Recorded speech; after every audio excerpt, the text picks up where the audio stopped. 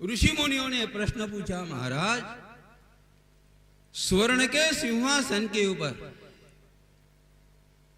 इस दिगंबर अवधूत वेश में जिसके शरीर के ऊपर एक भी वस्त्र नहीं, ऐसे दिगंबर अवस्था में घूमने वाले इस महात्मा को स्वर्ण के सिंहासन के ऊपर बिठाने के पश्चात यह राजा कहां पर बैठा? भगवान सूत जी कहते हैं, इस दिगंबर महात्मा को स्वर्ण के सिंहासन के ऊपर बिठाने के पश्चात यह सम्राट उस दिगंबर साधु के चरणारविंद में जाकर के वो बैठता है।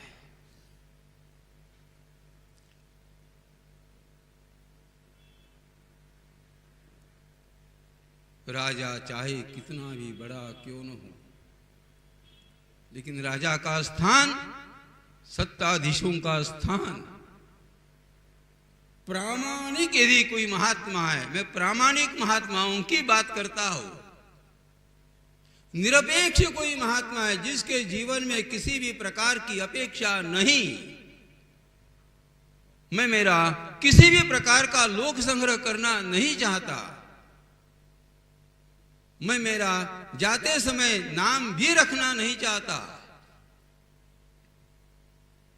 ऐसा यदि कोई महात्मा है तो राजा का स्थान ऐसे महात्माओं के चरणारविंद में होता है। प्रामाणिक संत की बात करता हूं।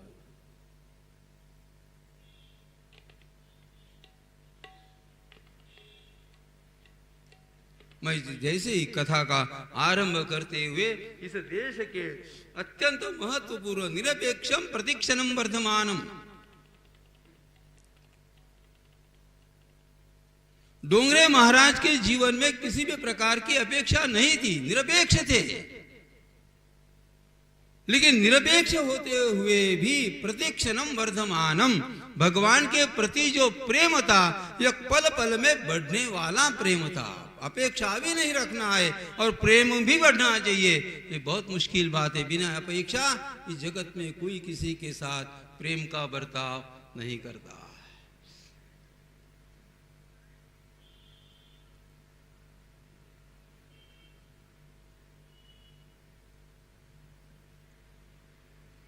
महाराज जी के अंतःकरण में कोई इच्छा नहीं, कोई वासना नहीं, न अपना नाम भी रखना चाहते थे। ऐसे ही दूसरे संत मैंने देखे, हम बड़भागी रहे।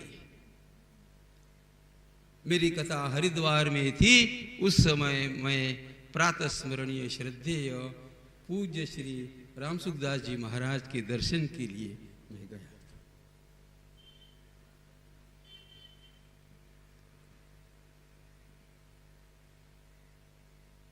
एक सामान्य कुटिया में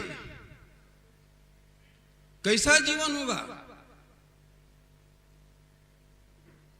लाखों लोग करोड़ों खरबों रुपया लेकर के उस महात्मा के पीछे पड़े हैं। इसका हमने क्या करना चाहिए? आप ले। लेकिन रामसुखदास जी ने कभी भी एक नए पैसे को भी स्पर्श जीवन में कदापि नहीं किया।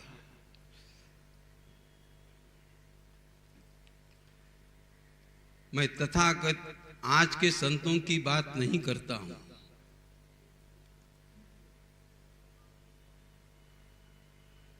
महंत एक अलग बात है और संत एक अलग बात है। जिसके पास प्रॉपर्टी है उसे महंत कहते, उसे वास्तव में संत यह प्रज्ञा नहीं लग सकती। जिसके जीवन में परिपूर्ण 100% वैराग्य का भाव होता है उसे केवल संत कहते हैं।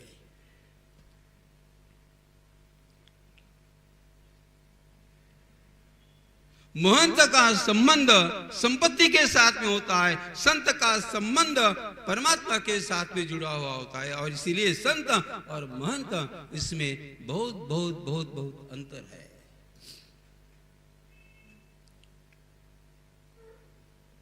डोनेशन इकट्ठा करके महंत बनने वाले लोग आपको गली गली में मिलेंगे, किंतु किसी भी प्रकार का डोनेशन नहीं, एक नया पैसा किसी का नहीं, देने वाले लोग हैं तो भी लेने की इच्छा नहीं, ऐसे महात्मा बहुत कम मिलेंगे।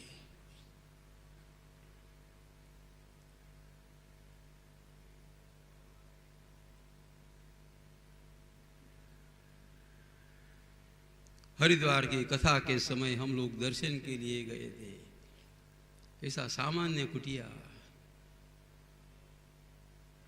काष्ठ के पात्र में भोजन, 2 वस्त्र, एक धोती सूखने के लिए, दूसरी धोती शरीर के ऊपर,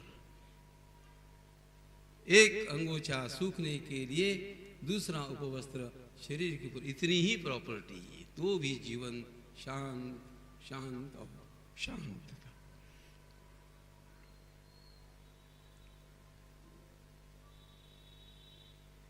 जाते समय भी जीवन में भी कुछ नहीं लिया, और जाते समय भी लोगों को यही उपदेश किया कि आप मेरा कोई मंदिर नहीं बनाओगे, मेरी एक भी चीज मैं शेष रखना नहीं चाहता हूँ। उस पत्र में पूरा का पूरा लिख दिया, मेरे शरीर के साथ में मेरे वस्त्र भी आप गंगा जी में छोड़ देना, मेरे वस्त्र भी छोड़ देना, और तत्पश्चात जिस पात्र में मेरी जो भी चीज होगी उस चीज को कृपा करके आप रखना नहीं, मेरे साथ उसको गंगा जी में आप विसर्जित करें, और आप लोग मुझे भूलने का प्रयास करें, राम को याद करने का प्रयास करें। ये महात्मा होता है।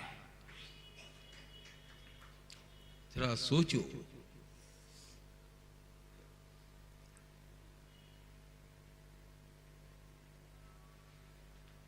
न तो अपना कभी मंदिर बनाना चाहा, न कभी अपनी धर्मशाला बनाना चाहे,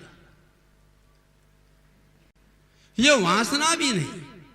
लोग सब कुछ बनाते हैं, लेकिन एक सुप्त वासना इस प्रकार की होती है, मेरे चले जाने के पश्चात भी लोगों ने मुझे मंदिर के माध्यम से याद करना, मेरे चले जाने के पश्चात भी धर्मशाला के माध्यम से लोगों ने मुझे याद करना, यह भी एक धर्मशास्त्र के अनुसार यह वासना ही होती है।